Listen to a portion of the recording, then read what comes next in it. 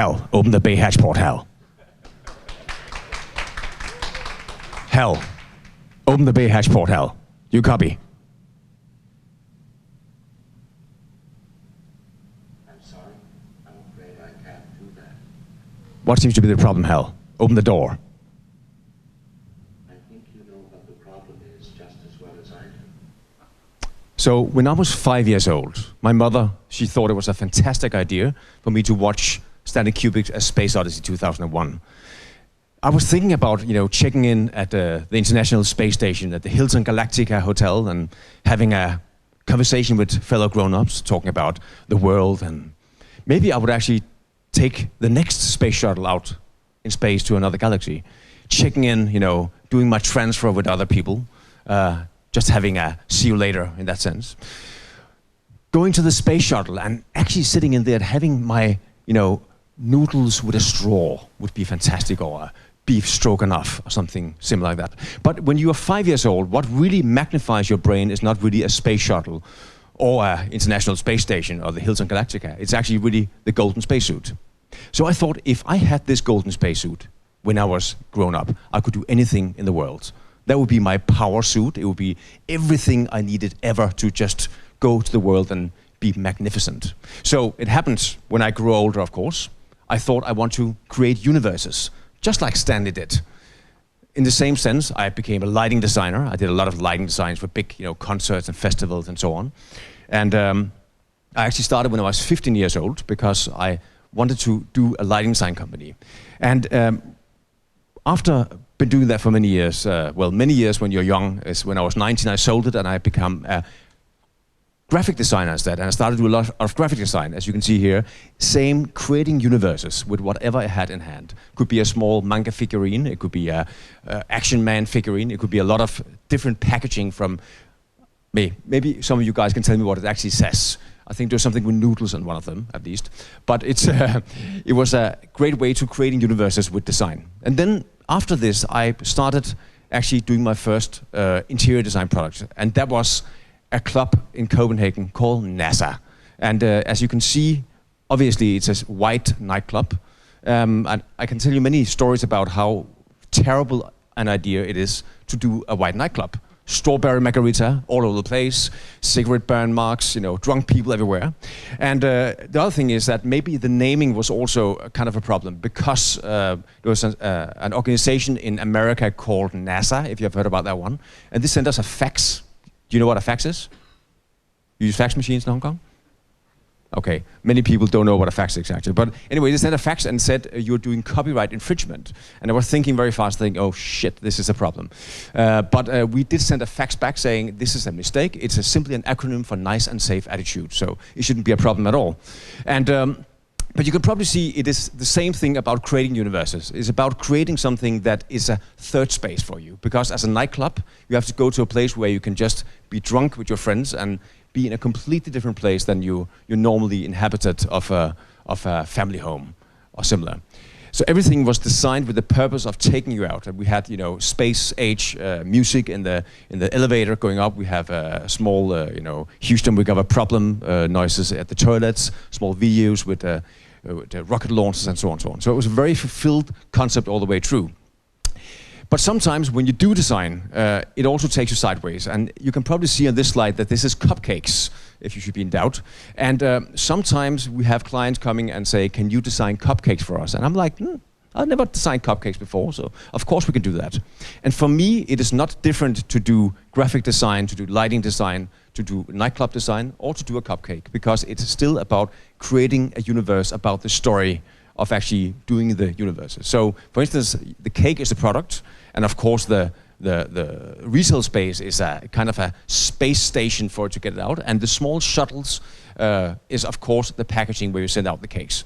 So we do these kind of projects that is kind of, contraring completely from one thing to another, that is transferring all over the spectrum of design, because it's creating universes. The same goes for, bigger corporations like Nike, where we do a lot of showroom design for them. But also, we create a lot of architecture into hotels, for instance. And this one is in Hungary, in Europe, where we have been commissioned to do actually a change of an old, I would call it almost brutalist building that looked very, very terrible before, that is transferring into this hotel, which is like a 26,000 square meter hotel. And for me, it's the same thing. Where can you build the universe? And here, there's a strong story, and of course, you have the outdoor, as you can see here, there's a pool in front, or there's pools cantilevered out on the 7th floor. But the core of this building, what is interesting is it is built on a stone quarry. So it actually stands on top of a stone quarry where you have 30-meter ceiling height in the lobby, and you just come in and it's just like, wow! It feels like you're walking into like a third space again that just gives you a wow feeling. And to do these kind of projects for me is extremely interesting, because it's all about getting this full circle. We could call it holistic, but I actually call it galactical design, because I think it's more like outreaching with Stanley's visions. But we do many of these kind of projects, and this one is only one that shows the rules.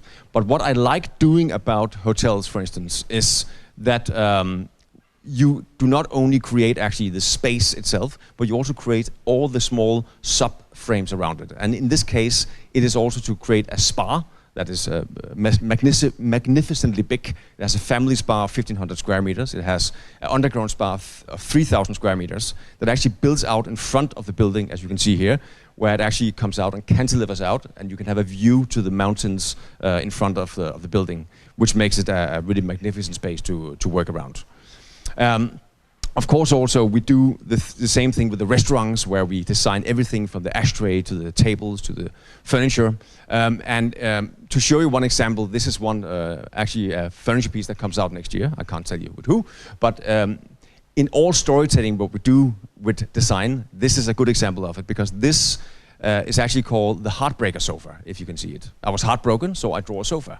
So when you do music, mostly there is like a lonely guitar player making a song that is very heart-filled, because it is an emotional level. For me, it's the same thing with furniture and with design, is that there has to be some kind of emotion behind you do it. It cannot be enough just to have an idea of a shape. It has to be fulfilled out in the storytelling. So the Heartbreaker sofa is one example. The Sharp chair is another collection that also comes out. And all this comes out actually to fit for the hotel that I just showed you. So in many ways, it's like combining the things that matters in one package and creating the universe. Right, good. This is obviously a picture of myself, and there was another guy there, and the other guy is actually my little brother. And I'm just going to tell you a bit of story, because obviously I'm a designer, otherwise I wouldn't be with you with such an esteemed company today. But what I also do is music, and I have done quite a lot of music with my brother, actually, who is my little brother. Even then, he's this tall, he's a big fellow. And the reason why he's a big fellow is because his mother is German, and my sister's mom is French, and my mom is Danish, and our father, he was traveling the world with a guitar, as you can probably imagine. And he did that very efficiently, with a green hat most of the time. Can you say, where would he be from? Come on, green hat. Ireland, of course. So he went, straight to Copenhagen, and bring, my mother was pregnant immediately, and he played guitar everywhere in the world. And he was also in Hong Kong, actually. I could have siblings here. Actually, I think that's a possibility. Anyway, but we did a lot of music together, and one of the most important things in my learning of that is that it makes all creativity universal. And I'm just going to play you a snippet of a song which is actually 10 years old this year, so it's a 10-year anniversary. And this one sold, as you said before, Neil, with hard drives. This is my hard drive. It sold, I think, 40 million copies or something like that. So it's also like something that is a kind of a evergreen, but just within another field and design. So now I'm going to play some music for you, and I expect you to applaud me a lot afterwards, right? Because I'm a sensitive artist, but not before, after. So I'm going to play it now.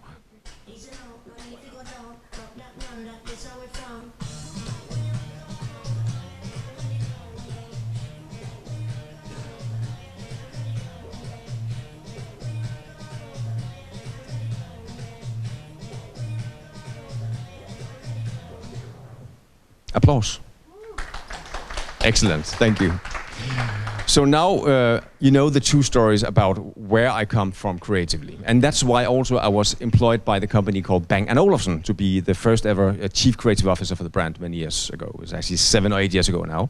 And at that time, the company was in great crisis because of the financial crisis of 2008, amongst others. Simply because the market crashed completely for all the people who afford at, $20,000 television, or maybe even more, maybe $103,000 television actually was the most expensive. I'm not talking about Hong Kong dollar, I'm talking about US dollars here.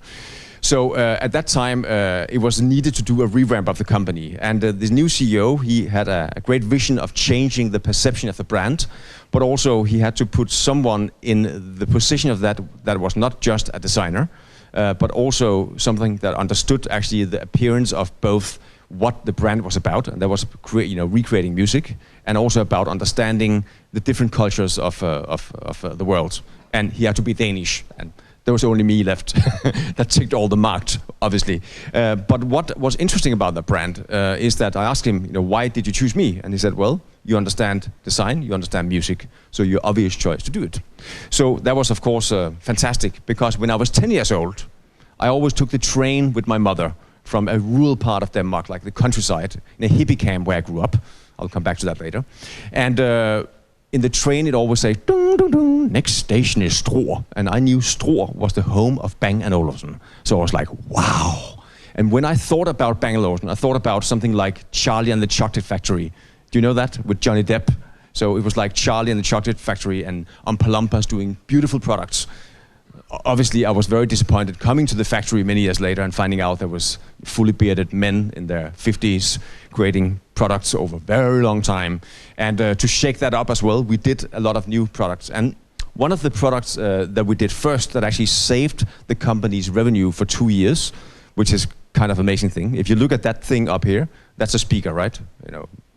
Making my voice louder. And that speaker is kind of like this. Do we agree? It just hangs there. It doesn't really do anything. It's not like fun, it's not exciting, and so on and so on. So to create a speaker that had a more expressive value, we did a brief saying, we want a speaker that is more like a piece of design furniture instead. And that became the A9. And what you can say about this one, it is kind of a particular speaker, because it's not like this, it's more like this. It's actually kind of ever excited. It stands in the corner, it's just waiting for somebody to come and fondle it. And in many ways, if you can do a speaker that people want to touch, I think you have done something right. Because it's not a small speaker, it's something that is kind of taking out a corner in your living room. And the same came for creating new headphones that was much more tactile, that had the Bang & Olufsen DNA embedded in the quality of the products as well. To create actually a new remote. The old remote was a great remote, but it was like a very heavy remote. So if you had a fight about the TV channels, you could kill someone with it. So this one was more like a feminine product that was more fitting, also a smaller hand. And this made completely sense, because at times now where everybody is sitting with their smartphones very close to their body or in their hand, the smartphone is taking control over our lives. And if you give the power away to the smartphone over your Bang & Olufsen product, you're already lost. You need to make something that is actually as beautiful or even nicer. So that was a very important thing to do for the company as well. And then, of course, to discuss with middle-aged engineers about putting wood in front of a television speaker or in front of a speaker itself was a mission impossible. But the same thing came along here. If we couldn't innovate on the product by using new materials, we could not survive as a brand.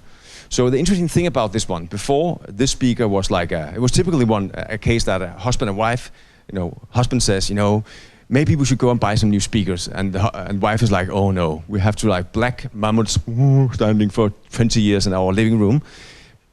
But this one changed it, because this actually sells a lot of speakers because it is added value in front of the wood.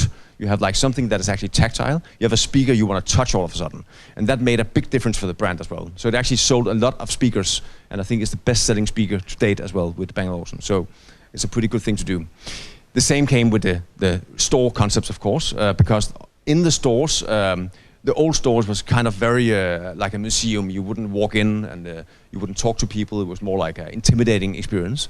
So we kind of created a new canvas for that and actually did a brand new retail concept that had much more how can I say, much more design elements, much more like a clean canvas that you could build up and you could show the products. And we did one thing to come with this magic, the mechanical magic of Bang & Olufsen, and implement it in the stores. This one is the rotating walls, and this is the Shanghai store. And you can sit down on this couch and with a glass of champagne or a cup of coffee, and you can just rotate around and you can get a demonstration of different models of televisions and speakers and so on. And what is powerful about this, actually the funny story, this is the Shanghai store.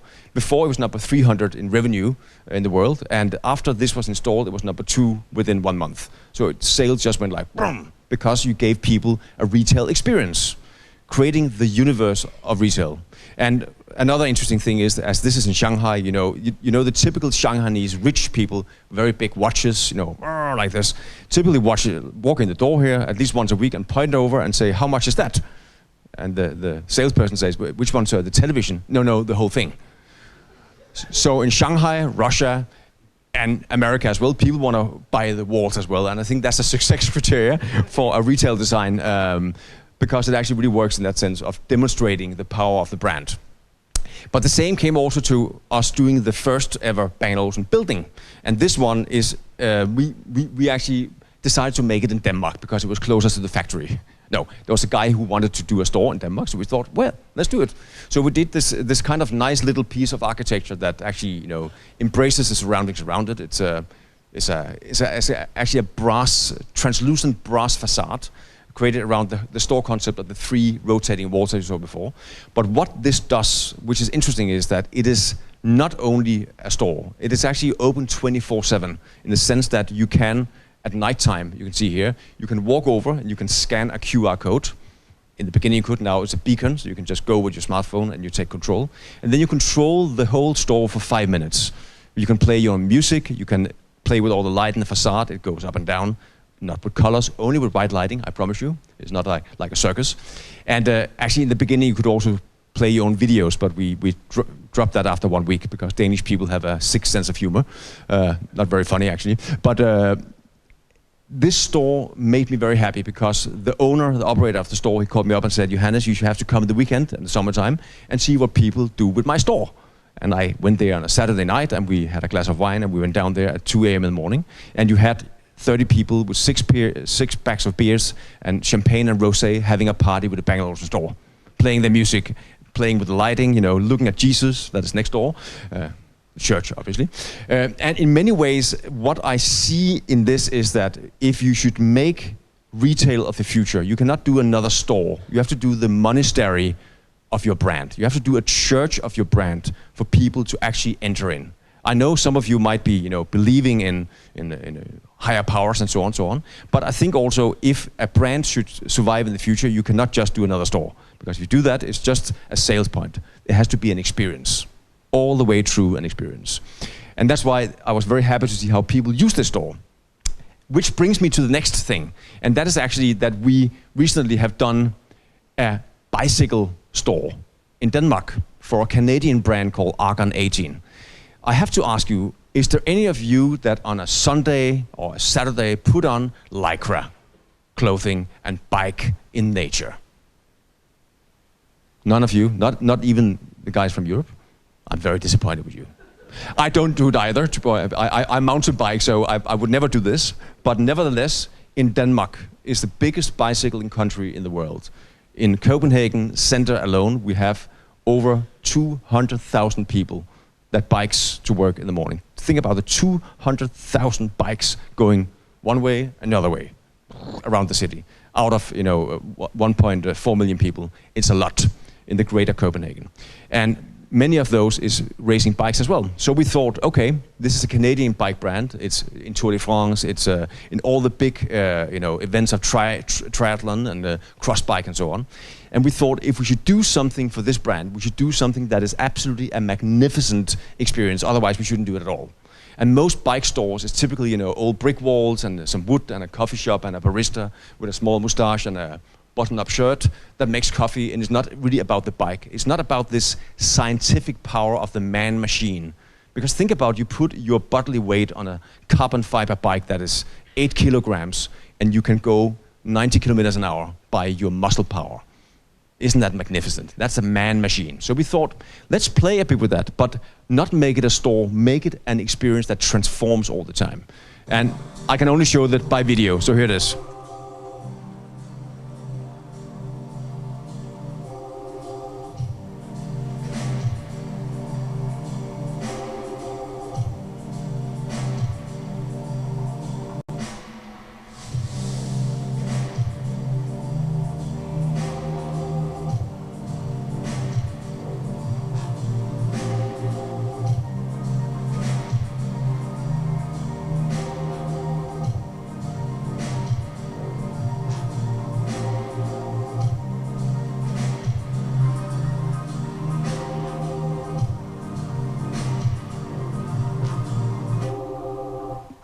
The monastery of bicycling.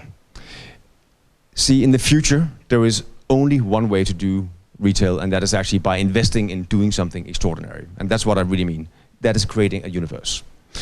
The next thing that really interests me as well is hospitality, and there's hotels. And as we are doing the big one in Hungary as well, we are also hopefully doing one in Iceland that is called the Red Mountain Resort. And this was a competition that we won, which is a good thing, but that doesn't mean in architecture that things get built, unfortunately. So it's like, yeah, we won. That's it. Okay, you never know what's going to happen because the investment is so great. We're talking about, you know, hundreds and hundreds of millions of Hong Kong dollars to put into something. Specifically because this hotel is in Iceland, Bindau. Yeah, in Mandarin at least, Bindau. Have you been to Iceland, any of you? Okay, so yeah, we have a European line in the front that has been to Iceland. You have to go. It is an amazing, amazing experience. There's only 325,000 people living there. And last year there was 3 million tourists, if you can imagine how that impact is. And the thing is, there is no really great hotels in the countryside. It's all in the greater area of Reykjavik. So we got this piece of land that is 3.5 square kilometers. And maybe you can see right here, down this river pocket is where we place the hotel, and this is the infrastructure, is a road. So building in Iceland is not without complications. It's an earthquake zone, one of the most powerful in the world. It's a wetland, so I mean it sinks. It's strong winds, change of weather anytime. But the whole idea here was actually to create something that became like I wouldn't call it a monastery, but a place where you can go and be completely alone. Get away from the world. And this is 3.5 hours drive away from the nearest airport. And that by itself makes it a difficult point to do it. But what we accomplished to do here was actually to tell the story that I think is very important in all our lives with the smartphones, is that most of the time in our life we get lost. And getting lost is that we look at our phone all the time and we look at Facebook, Instagram and whatever, and we don't actually focus on what's going on around us. So we need more and more to go to places where we can actually allow ourselves to be lost. And we can go there, we can get contemplative, we can get exposed to our fears, we can get confronted with our inner demons, and we can get clarity and hopefully enlightened, and we can get away from there. And this whole hotel is built up around that story. Actually, everything in the spa, for instance, this is the steam room, that is called Lost, and this is contemplative, which is the mud bath, and so on. So we built the whole narrative about the place, about creating the universe of the story of the lost personality. And this has been a very, very powerful journey to do the architecture from, because everything you do around the architecture, you can actually implement into the whole project. This is, for instance, a water slide where you take a water slide down underground, and you only have like 1 square meter of light coming down, illuminating you in the summertime. Because in the wintertime, there's no light at all. So you have 24-hour darkness, and in the summertime, 24-hour lightness. So it's a very powerful place to go. But doing these projects and actually looking into the future perspective of hospitality, as also with retail design, is what really is our interest, and that's what we want to do in the future as well. And creating this has been a magnificent experience as well. And the whole holistic approach about doing this is where we focus in the future with our business, and creating, you know, experiences much more than just creating interior design or architecture to that mass of it. And I'm gonna slide through here because we're almost out of time, and I will go to the last slide. So if you ever go to Iceland, you go in the winter time, and what you will see is the Northern Light, which is magnificent and something you think is not possible, but it is. It is fantastic. Good. So before I end, I will just show one little picture from my childhood, because I think it's important to understand where I come from. Unlike most of you, I didn't go to formal education. I went 3 years in public school, in the hippie camp where I grew up, and I've never been to school ever since. But I have been doing business since I was 12, so I moved away very early. And what I moved away from, I'm just gonna show to you here, because you can see in this picture that I was the most fashionable person at all. I actually had clothes on, red underwear, red socks, red wagon, red hair, completely color coordinated. 1977, I think it was. All the fashion shows from Shanghai to New York was all in red, so it was completely the right way. No, so where I come from is here. What I dreamed about when I was older was having the golden spacesuit, and I still wear it on. I still have it below this tight suit with no space in. My golden spacesuit is to be found. So I also think, given out, that if you know anyone from Hilton Group, I would like to design the Hilton Galactica Hotel. I'm ready for it now. So thank you for listening to me.